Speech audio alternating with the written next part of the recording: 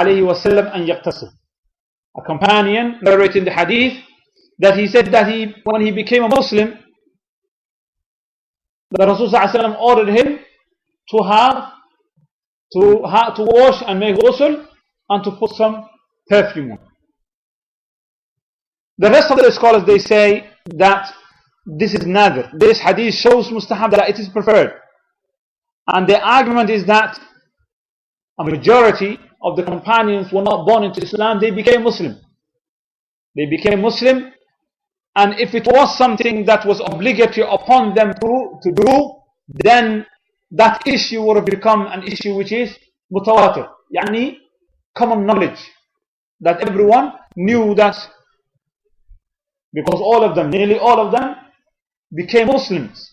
So as such, and the other argument that they use also is that the Rasul sallallahu alaihi wasallam, when he sent Mu'adh ibn Jabal radiyallahu anhu to Yemen, he did not say, what did he say? Subhanahu sallallahu alaihi wasallam, what did he say when he sent Mu'adh to Yemen? He said, فَلْيَكُنْ أَوَّلَ مَا تَدْعُوهُمْ إِلَيْهِ أَنْ يَشْهَدُوا أَنْ لَا إِلَهَ إِلَّا اللَّهُ وَأَنَّ مُحَمَّدًا رَسُولُ اللَّهِ.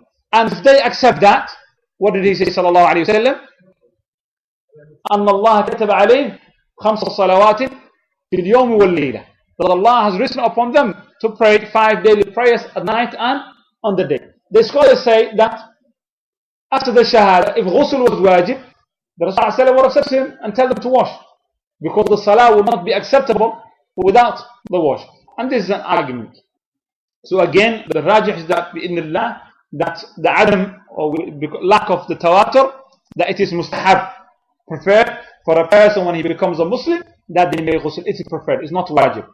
So far we mentioned 3 things that make ghusl wajib. 1 is ejaculation. 2 private parts, sexual organs, touching each other, even if ejaculation did not happen.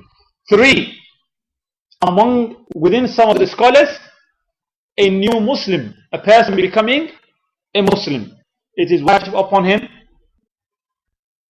to make ghusl. The 4th situation on which ghusl becomes wajib is al-maut, death.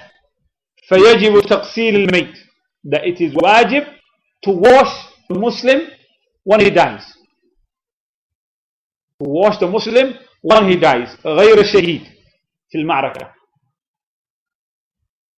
Other than that, only one that's exempt from this rule is the martyrs, those who die in the battlefield. فَإِنَّهُ لَا يُغَسَّلْ, he is not washed. And he says, the Shaykh, that will be explained in more detail. And proof for this is that the Rasul sallallahu alayhi wasallam, when his daughter Zainab radiyallahu anha died, he ordered for her to be washed. He ordered her to be washed.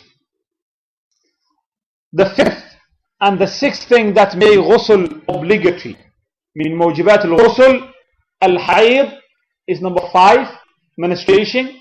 Number 5, when nifas, postnatal bleeding, is number 6.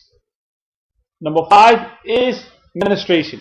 And menstruation is that the sisters, women, when they reach a certain age, they experience what's known as monthly cycle, that they menstruate. Certain period of time that they have, that their womb cleans itself by the will of Allah subhanahu wa ta'ala, and they release the unclean blood. This is called hayd, menstruation. Nifas is the postnatal bleeding, that the mothers, when they have you and they have their children, they bleed again because of giving birth, and that blood continues to run for a certain number of days.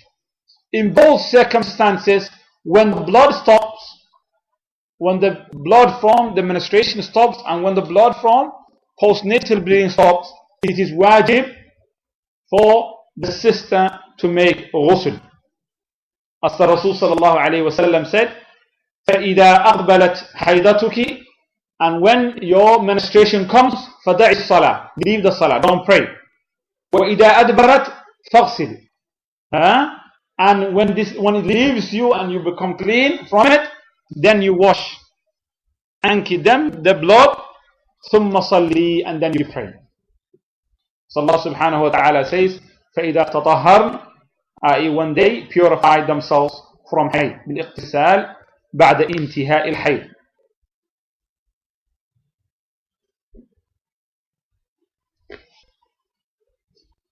So how many things have we mentioned so far, brothers? 6. One was ejaculation. 2, the sexual organs what? Touching each other. 3, the person becoming a Muslim. 4, washing, the person died, death itself. Not the one who's washing it. The person who dies. The Muslim who dies is wajib to be washed. Ghusl is wajib on him. Except the shaheed. 5th, menstruation. And 6th, postnatal bleeding. Then the Shaykh says, وَصِفَةُ الْغُسْلِ الْكَامِلِ. And how do we do ghusl now? We know that ghusl is wajib upon us. And in these 6 circumstances, if we experience in one of them, then we have to make ghusl. So how do we make ghusl? So he says, وَصِفَةُ الْغُسْلِ كَامِلِ, the complete ghusl, this is how you make it. He says, you make the intention. And ينوي بقلبه, that you make the intention for ghusl. إنما الأعمال بالنيات. And this negates if you, for instance, on a hot night, you slept in your bed and then you sweat and you set to yourself, I need to have a shower, and you go on the shower, you wash, clean yourself very nicely, you spend like good time in there cleaning yourself, and then you come out and then you find on your bed is wet with that you had a wet dream last night and you didn't even notice your bed is wet. In this case, what does the individual do? Is it wajib upon him to make ghusl? Has he already not made ghusl? He had a shower, but he did not make ghusl. Ghusl is what? Ibadah. It is not something that you can say, oh, I feel like making ghusl. I'm going to make ghusl. Unlike wudu. Ghusl is a ibadah that has certain mujibats that makes it obligatory. You can't just say, oh, I'm going to make ghusl for the sake of making ghusl. You can say, I am going to clean myself for the sake of Allah subhanahu wa ta'ala, purify myself, and inshallah you will be rewarded for this. But it is not ghusl. Ghusl is an act of ibadah. So as such, this individual did not come with the intention. So the Shaykh says, and yanwiya biqalbihi, for him to make intention with his heart. Then he says, ثم يسمي ويغسل يديه ثلاثا ويغسل فرجه. That the individual says Bismillah, and this is among the scholars قياسا على what we studied on wudu.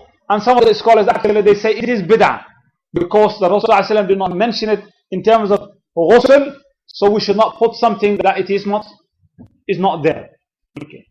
But the Shaykh says ثم يسمي, and he says Bismillah ويغسل يديه, and he washes his hands. This is what the complete way of doing it. This is the complete way of doing ghusl. Inshallah we'll mention other ways, but this is the complete way, the way that includes the sunnah also. That the individual makes the niyyah, he says Bismillah, he washes his hands 3 times, washes his private parts, and washes his hands and then the private parts, not the private parts and then the hands, but rather wash the hands 3 times and then ويغسل فرجه, and then he washes his private parts. ثم يتوضأ وضوءا كاملا, and then you make wudu, ablution that is complete. The only thing that you do is you leave your legs. You do complete, you just don't wash your legs, you do everything else. ثم يأتي الماء على رأسه 3 مرات, and that he pours water on top of his head 3 times.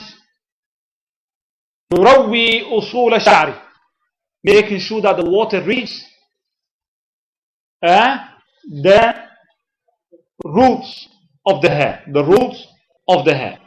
So he makes the niyyah, says Bismillah, washes his hands 3 times, washes his private parts, makes wudu, leaves the legs out, then pours water on his head 3 times, making sure that the water reaches the root.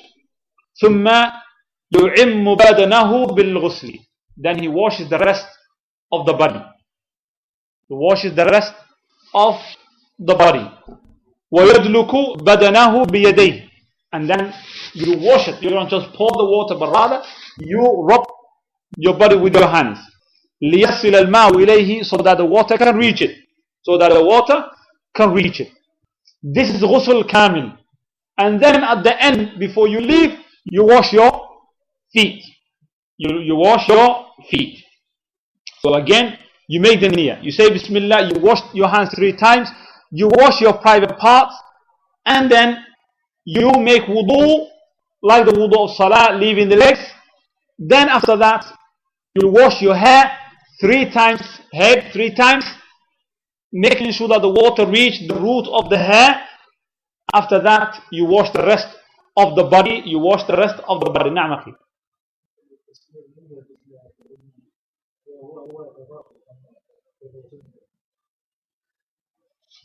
The Shaykh, when you have to understand, Barakallahu Feekum, the brother he asked, he goes, he's taking the shower in the toilet. How is he gonna say Bismillah in the toilet?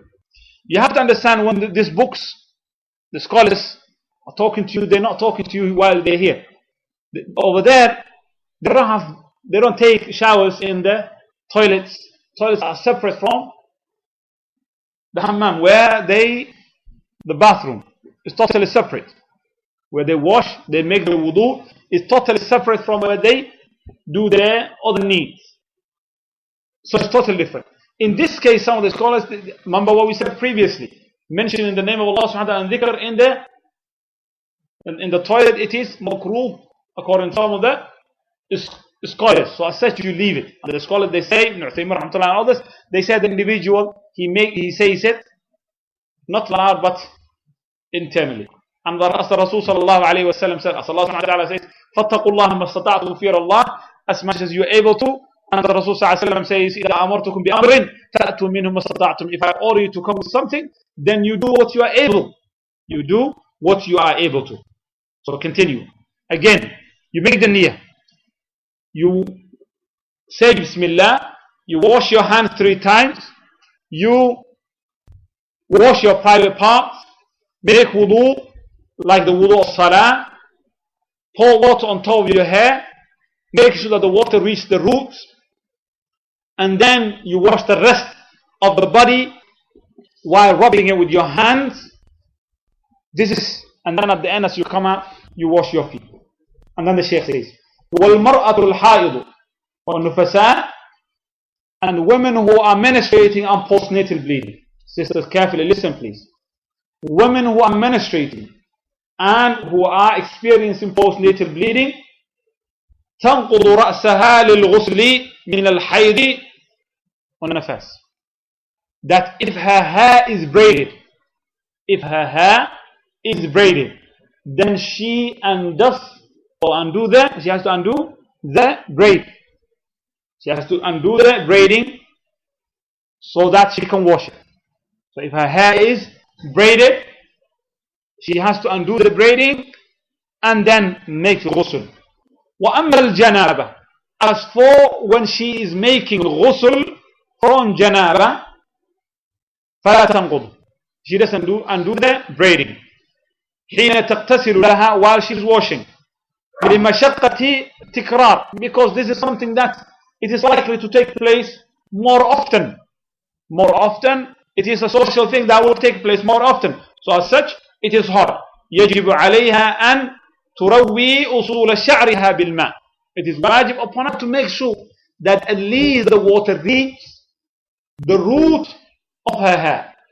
She's not sure that all of the hair, the ones that are braided inside, have been touched by the water, but she needs to make sure that the root, at least the root in which they grow out from, the water has reached it. Inshallah, we'll come to that, inshallah. He says, وَيَجِبُ على المغتسل رجلا كان أو امرأة أن يتفقد أصول شعره ومغابن بدنه, that the person who is making ghusl, whether it's male or female, it is incumbent upon them to make sure that the water reach the roots of their hair and the places of their body that is hidden from them, that they cannot see the back. Sometimes some people are overweight. Make sure that the water reach below the skin, places that they cannot reach. Make sure that the water reach by rubbing it with their hand and the armpit and so on. And he says, وَإِنْ كَانَ لَابِسًا سَاعَةً أَوْ خَاتِمًا, and if he is wearing watch or a ring, فَإِنَّهُ يُحَرِّكُهُمَا لِيَصِلَ الْمَاءُ إِلَى مَا تَحْتَهُمَا, that you rotate it, you make sure that you move it so that the water reaches the places that they cover.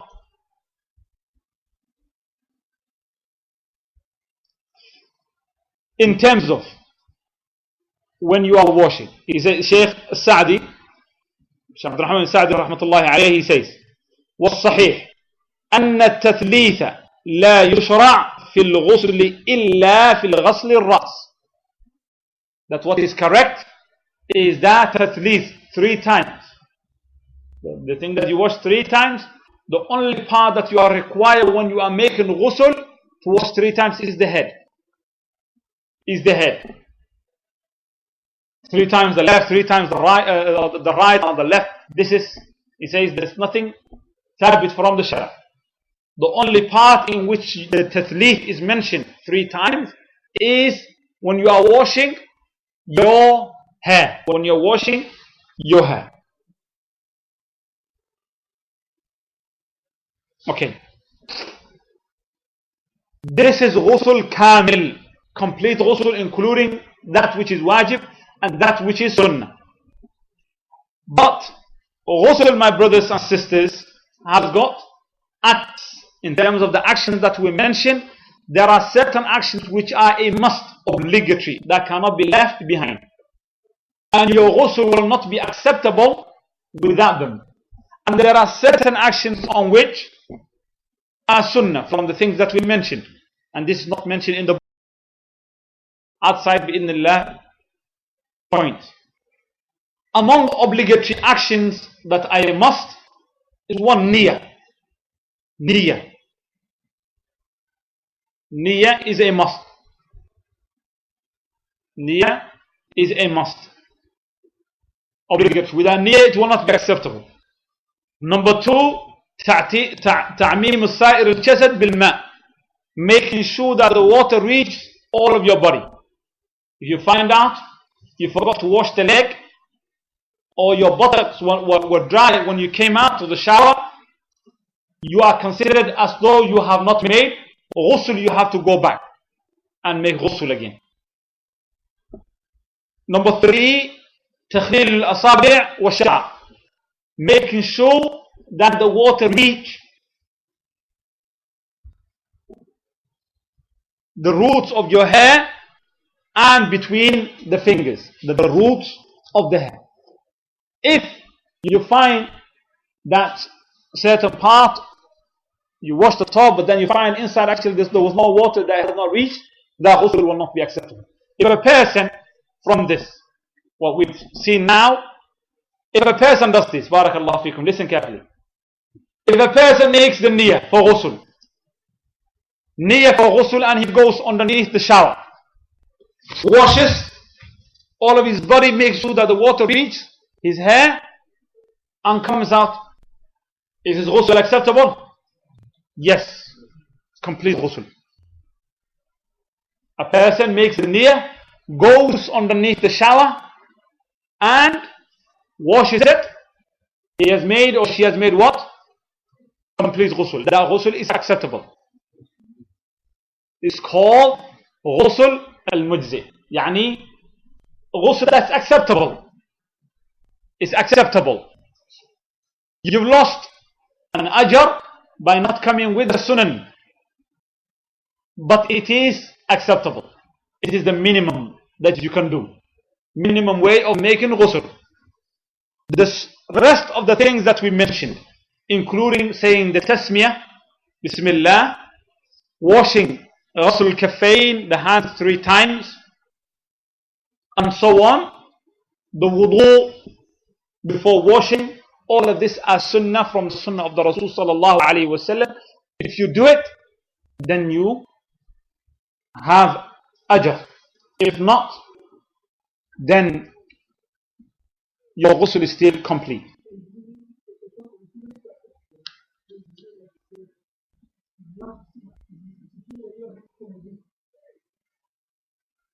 That's something that I was about to mention later on. The brother asked regarding making ghusl. If a person does that, do you have to make wudu afterwards? Ibn Uthaymeen rahmatullahi alayhi, regarding this point, he says no, it is not, because minor purification falls within the major purification. Now you've done the major purification. You've done the major purification, and the minor purification goes within this. So as such, you don't even have to make the niyyah for wudu. As long as you make the niyyah for ghusl and you've done it, you can pray. You can go and pray your salawat if you do that. Because that what you've done now was ibadah. It was a tahara. It was a purification, and it was major purification. This is the opinion of Ibn Uthaymeen rahmatullahi alayhi.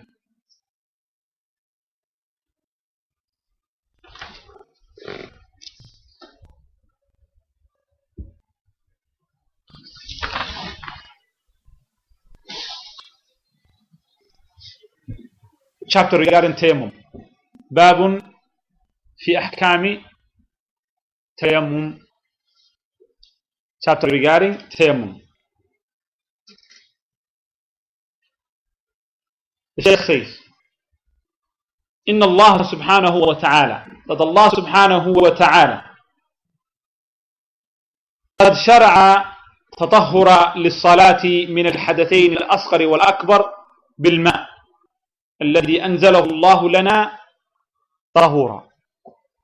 That Allah subhanahu wa ta'ala has legislated for us to purify ourselves in both minor hadath, minor purification, and major purification with water. And this is must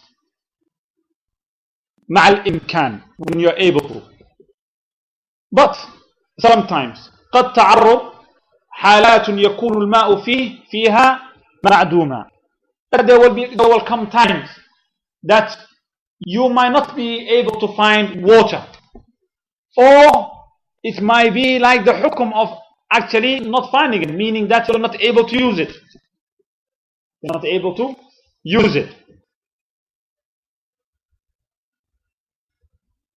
And in that, Allah subhanahu wa ta'ala has replaced that for us.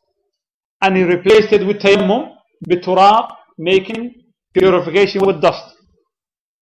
And this is an ease from Allah subhanahu wa ta'ala upon the ummah. Allah subhanahu wa ta'ala says in Surah Al-Ma'idah, Ya ayyuha alladhina amanu, O you who believe, إِذَا قُمْتُمْ إِلَى الصَّلَاةِ, if you get up for salah, if you intend to pray, فَاغْسِلُوا وُجُوهَكُمْ, you wash your faces, وَأَيْدِيَكُمْ إِلَى الْمَرَافِقِ, and your hands up to the elbow, وَامْسَحُوا بِرُؤُوسِكُمْ, you wipe your heads, وَأَرْجُلَكُمْ, and you wash your feet, إِلَى الْكَعْبَيْنِ, up to the ankles, وَإِن كُنْتُمْ جُنُبًا فَاطَّهَّرُوا, and if you are in a state of janaba, then you purify yourself, make ghusl.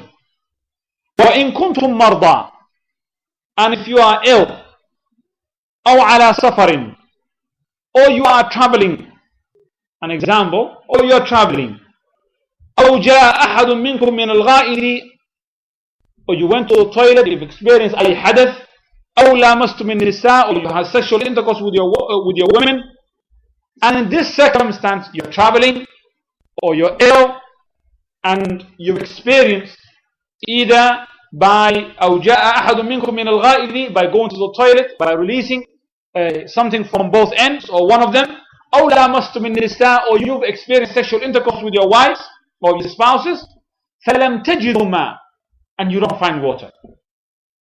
In this case, if you're ill or you're traveling and you're not able to use the water or find water, فلم تجدوا ماء فتيمموا, then you make tayammum, صعيدا طيبا, on that which is on earth, dust, on the dust that is on earth. Allah subhanahu wa ta'ala says, فَامْسَحُوا بِوُجُوهِكُمْ, wipe it with your head, with your faces, وَأَيْدِيكُمْ مِنْهُ, and your hands with it. مَا يُرِيدُ اللَّهُ لِيَجْعَلَ عَلَيْكُمْ مِنْ حَرَجٍ. Allah subhanahu wa ta'ala does not want to make matters difficult for you. وَلَكِنْ يُرِيدُ لِيُطَهِّرَكُمْ, but Allah subhanahu wa ta'ala wants to purify you. وَلِيُتِمَّ نِعْمَتَهُ عَلَيْكُمْ, and to complete His favor upon you. لَعَلَّكُمْ تَشْكُرُونَ, so that you might be grateful. This itself shows that both wudu and ghusl is not to clean yourself. It is not meant for cleanliness, washing yourself dirt. Rather, it is meant as a ibadah, as an act of worship. And to prove that is that it is replacement. The replacement is what? Sa'id and tayyib, dust. Person getting a dust on his hands and wiping it on his face and hands. Is that cleaning yourself? Yes, for the sake of Allah subhanahu wa ta'ala, as obedient to Allah subhanahu wa ta'ala. But the aql that we use will not accept it. It's not cleanliness to the aql. But we are not people who follow the aql and hawa, desires. But rather we hear and we obey. We hear and we obey. So the Shaykh says, using this ayah, saying that Allah subhanahu wa ta'ala is wajib that a person, if he is in a state of minor impurity, hadathul asghar, or major impurity, he must purify himself. How do you do that? You do it with water that Allah subhanahu wa ta'ala has revealed for you. But Allah subhanahu wa ta'ala, to make it easy, if you are in a state that you're traveling or you cannot find water or you are unable to use the water because of illness, then you make tayammum. What is tayammum? Tayammum is to use the dust to purify yourself. The Shaykh says, tayammum fil lughati. Fil lugha, in the Arabic language, means qasd. Qasdu means aim. It means aim. That's what it means, aim. But in the shara, in the language, in the deen and the applied meaning, it means huwa mashul wajhi, to wipe the face, wal yadaini, and the hands, bisa'idin ala wujuhin makhsus, with dust in a specific manner. So if someone asks you, what is the meaning of tayammum? What is the meaning of tayammum? Islamic. You say is to wipe the face and the hands with dust in a specific manner, with a specific niyyah. Wipe the face, the hands in a specific manner with dust. This is what it means.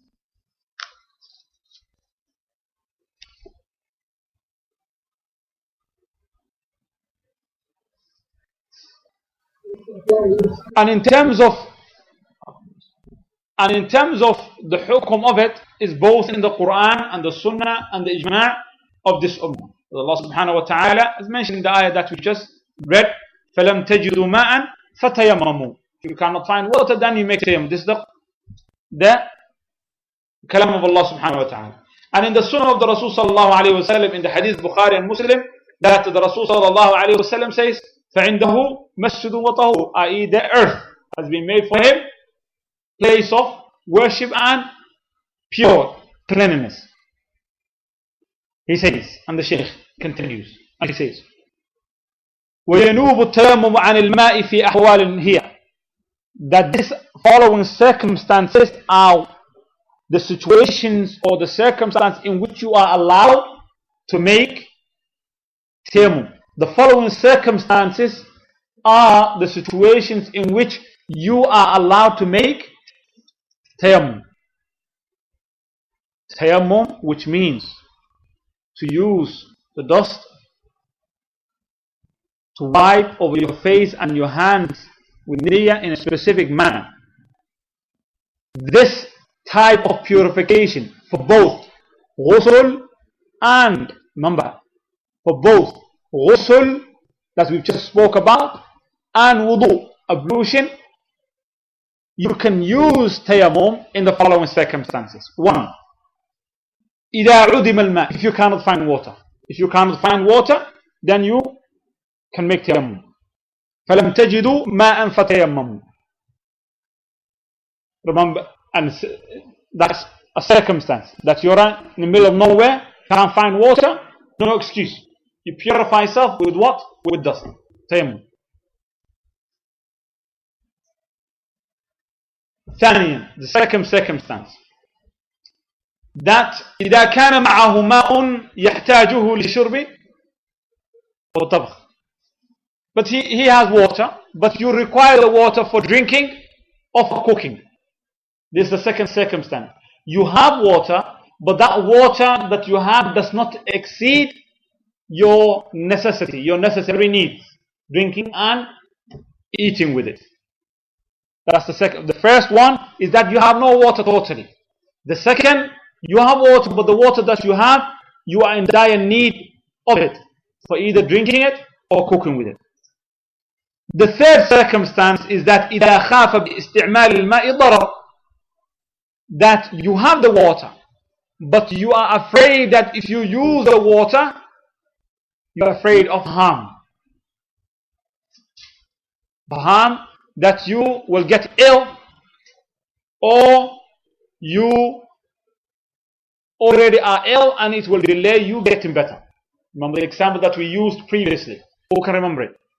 Where did we see this issue? Yes, the companion, the hadith of Jabir radiyallahu anhu, that he had a wound on his head and he made ghusl. If he could have made tayammum, as the Rasul sallallahu alayhi wa sallam says. وَإِن كُنْتُم مَرْضَى, as Allah subhanahu wa ta'ala says, فَتَيَمَّمُوا صَعِيدًا طَيِّبًا. If you're ill. The fourth circumstance in which you are allowed to make tayammum, the fourth circumstance, is it إذا عجز عن الاستعمال الماء لمرض لا يستطيع معه الحركة. يعني he has the water, he can use the water, meaning that physically there is nothing on his body that refuses the water. There is no wounds on his body. There's no wounds on his body. But the individual is so ill, he is bedridden. He is unable to move. The water is available in the next room. He cannot get it and he hasn't got anyone to bring him. In that case, he makes what? Tayammum. And this similarly the people who are in hospital. So a lot of people out of ignorance, وَالْعِيَادُ بِاللَّهِ, you go to them. What do you pray? Wallahi, the clothes that I have is dirty, it's not clean enough. I can't get up to make wudu.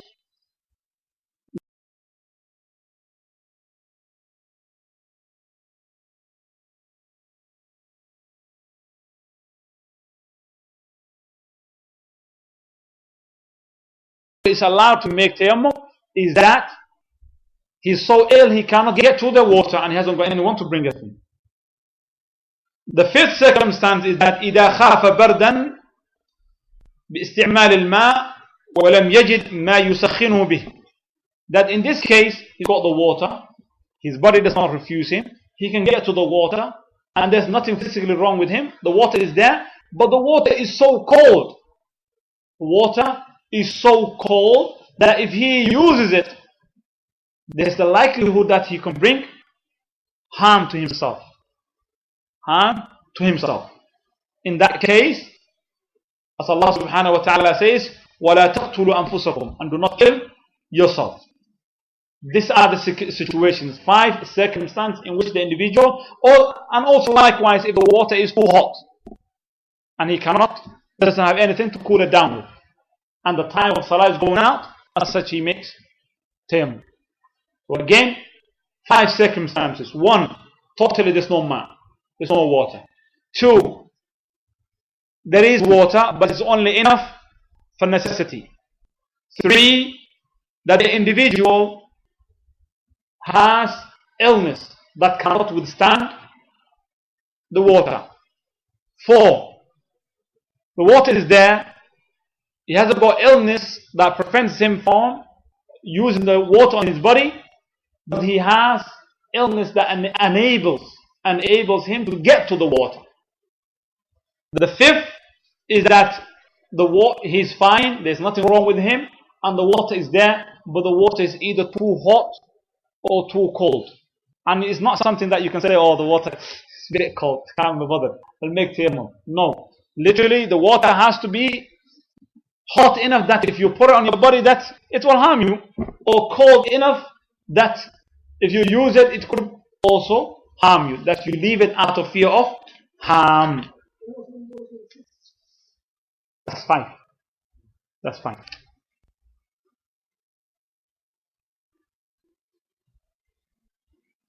The Shaykh says, وَإِن وَجَدَ مَاءً يَكْفِي بَعْضَ الطُّهْرِ, that if the individual finds water that is enough for certain parts of the body, فِيمَا يُمْكِنُ مِنْ أَعْضَائِهِ أَوْ بَدْنِهِ, that he can make wudu with it to a certain limit, or he can wash to a certain extent his hair if he needs ghusl, then in this case he used that water for that part.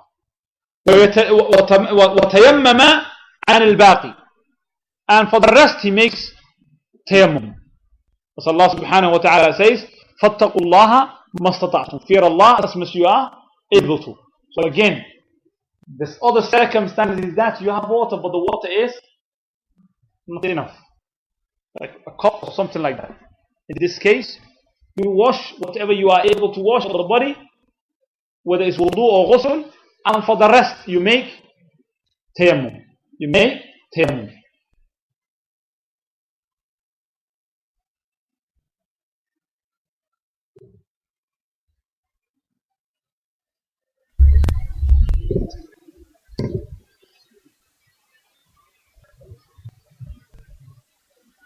And then the Shaykh says, وَيَجُوزُ التَّيَمُّمُ بِمَا عَلَى وَجْهِ الْأَرْضِ مِنْ تُرَابٍ, and it is allowed for you to make tayammum on whatever is on earth of sand, وَصَبْخَةٍ وَرَمْلٍ وَغَيْرِ, whether it is pebbles, stone, anything.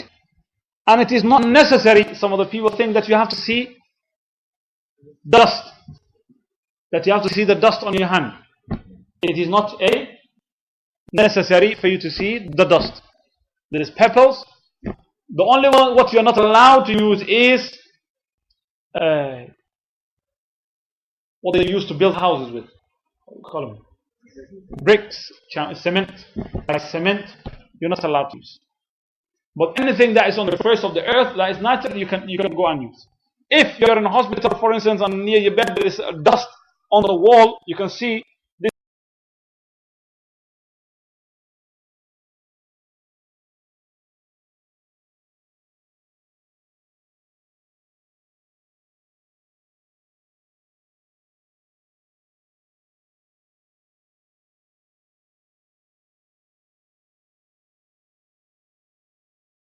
Go to the extent that you can't get it. Make tayammum with that. But that is sa'idan tayyiban. And it is not necessary for you to see it. You can. Yes, you can. But it's not necessary. It's not necessary for you to do that. If they're able to get to the water, that's better. But if they're in a situation where they have to use and they make tayammum, they can use the natural things. But carrying around stone, Allahu A'lam, I don't know. Allahu A'lam, carrying a stone to the individual so they can, Allahu A'lam, never. This is my thing with Shia or something, an extra level. Because Shia, they carry around stones. Allahu A'lam.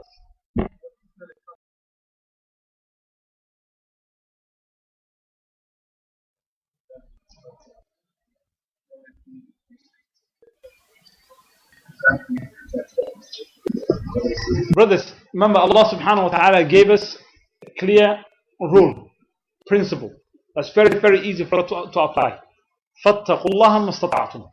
Fear Allah as much as you are able to. If an individual is in a hospital or in a circumstance in which he or she is unable to use the water, unable to do masah, unable to get and do tayammum with anything, can't even move around or move to the next bed or whatever, in that case they pray in the circumstance that they are in. Without tayammum and without wudu, they pray. They don't miss the salah. They pray in that situation that they're in. فَاتَّقُوا اللَّهَ مَا اسْتَطَعْتُمْ. Fear Allah as much as you are able to. And then the Shaykh says, وَصِفَةُ تَيَمُّمْ. And the way that we do tayammum, how does one make tayammum? Remember, we've just mentioned what tayammum is, the hukm of it, the situations in which you are allowed to make tayammum. Now, how do we make tayammum? How is sifat to tayammum? He says, أن يضرب التراب بيديه. That the individual hits with the earth, with that which he's making tayammum with his hands. نعم مفرجتي, that with the palms, the fingers open, not spreading out like this, but normal, opening up الأصابع. ثم يمسح وجهه بباطن أصابعه. And then you wipe your hands inside of the palm with your face. You wipe it with the face. وَيَمْسَحُ كَفَّيْهِ بِرَاحَتِهِ. And that you wipe your hands, the palm again, on top of the other hand. The right first and then the left, up to the wrist. Up to the wrist. And the Shaykh says, وَيُعَمِّمُ الْوَجْهَ وَالْكَفَّيْنِ بِالْمَسْحِ. That you make sure that you touch it around your face and both your hands, that the wipe reach both of them. وإن مسح بضربتين إحداهما يمسح بها وجه والثانية يمسح بها نعم بها بدنه. That if the individual hits with the earth 2 times, once he wipes it with his face and the other he wipes it with each hand, he can do that. That's Allah. لكن الصفة الأولى هي الواردة عن النبي صلى الله عليه وسلم. The way that is corresponded from the Rasul صلى الله عليه وسلم is that you hit your hand on that which you are making tayammum with. Once, like this, you wipe it with your face, and then you wipe the left over the right and the right over the left up to the wrist, and that's it. Done. And this is both for ghusl and for wudu. For both ghusl and wudu, this is the tayammum for both of them. If the individual requires ghusl, some people think that you roll around on earth. No, it's actually the same. Tayammum is exactly the same way. And then the Shaykh says, he covered what tayammum is. Brothers, try and have this picture please in your head. Otherwise, all the information will just go, you'll be confused. So try and have a picture in your head of the issue. Tasawwur. First was tayammum. And that tayammum is a replacement for water. First of all, what is tayammum? And then, what are the circumstances in which you are allowed to use tayammum? And then the third, how do we make tayammum? What are the face and the hands? Now the fourth is, what negates ويبطل التيمم? What negates the tayammum? What negates it? What negates the tayammum? عن حدث أصغر مبطلات الوضوء. When it comes to minor impurity, so if you made the tayammum for replacement for wudu, you made the tayammum as a replacement for wudu, what breaks that tayammum? What breaks that tayammum is anything that breaks the wudu. Remember the things that we spoke about. The things that break your wudu break your tayammum also. Plus one thing. Plus one thing extra. Remember, what breaks your tayammum? Tayammum, we said, can be made for both ghusl and wudu. In terms of tayammum that is made in the place of wudu, the tayammum that is made in the place of wudu breaks by what?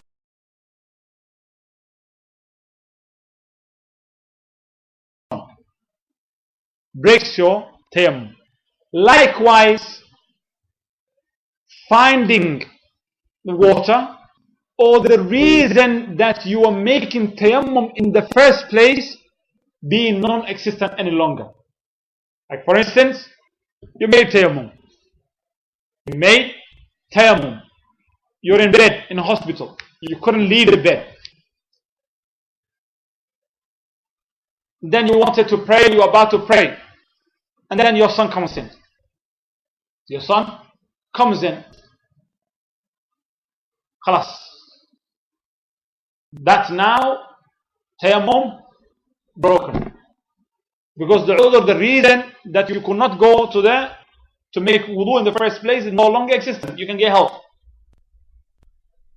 Similarly, you made tayammum for wudu, you wanted to pray dhuhr. You looked for the water, you couldn't find it. And the time of Asr is about to come. So you made tayammum, you couldn't wait any longer. And as you are about to start the salah, you hear the horn of the lorry that usually brings the water to your village.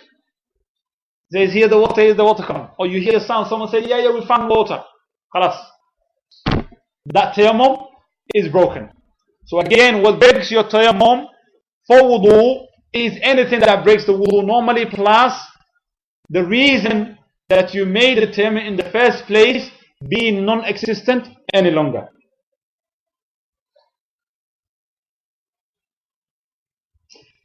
وعن حدث أكبر بموجبات الغسل.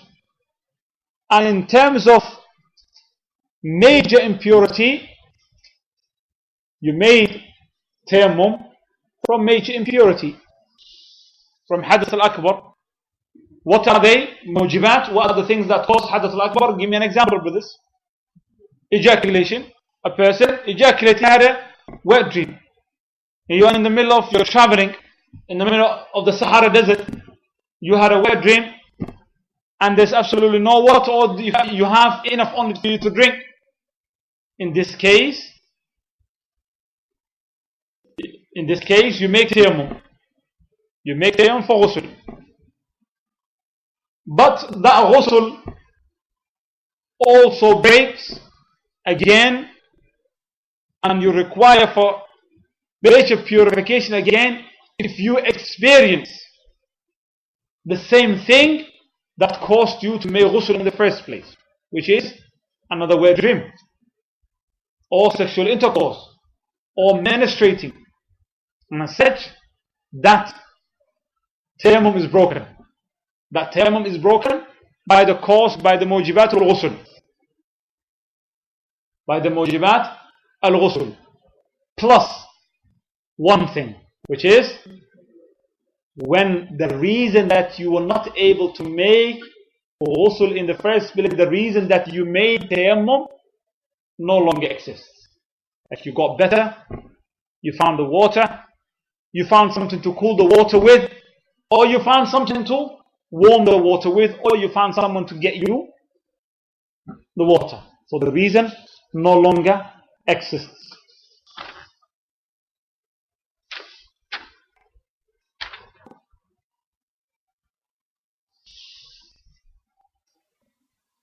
One thing, brothers, quickly. And this goes with the ghusl. Previous chapter that we covered. Ghusl al-Jum'ah. Friday, the ghusl that we make, is it wajib or not? This is an issue that comes up all the time. The Shaykh asked.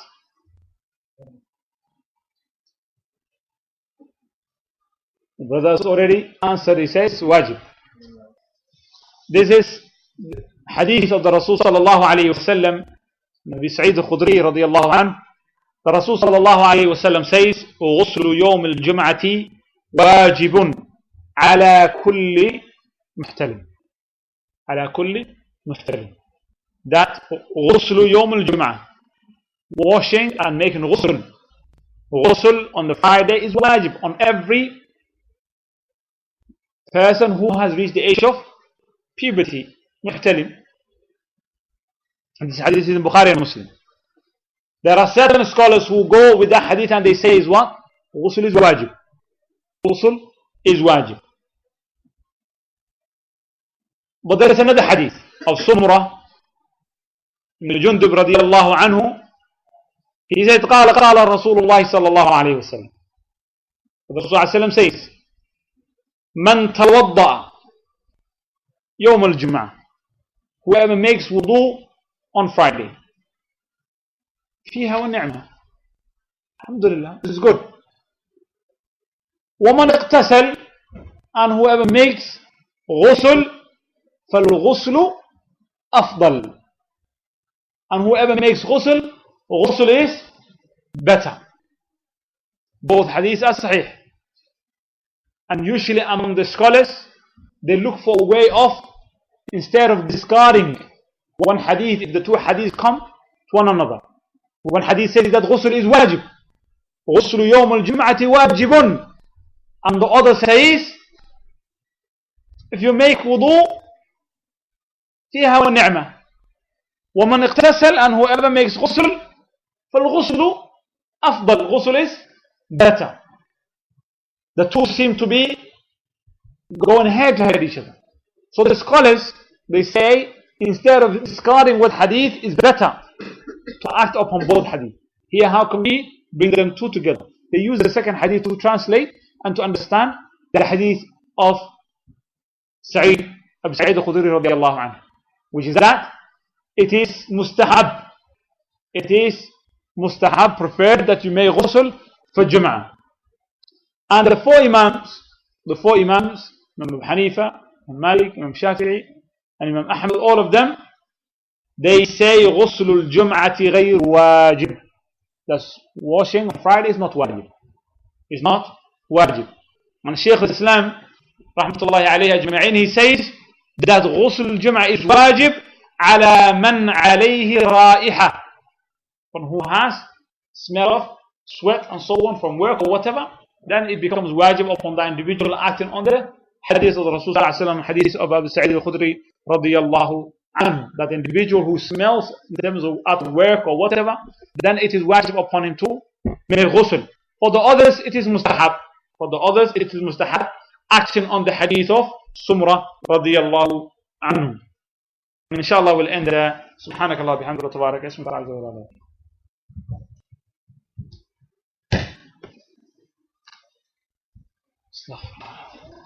How long is that?